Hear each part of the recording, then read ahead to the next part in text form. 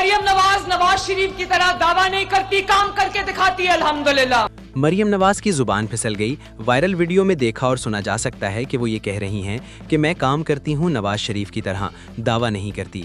वो मियांवाली में जलसे से खिताब कर रही थीं। इस दौरान जोशे खिताबत में एक मौके पर उनकी जुबान फिसली और उनके मुंह से निकल गया कि मियांवाली वालों, ये सिर्फ दावा नहीं, मरियम नवाज नवाज शरीफ की तरह दावा नहीं करती बल्कि काम करके दिखाती है अल्हम्दुलिल्लाह।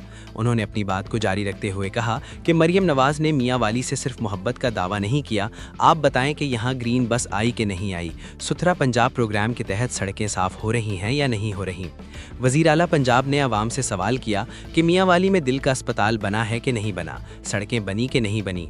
आज मैं मियांवाली के पहले दिल के अमराज का इफ्तिताह करके आ रही हूँ।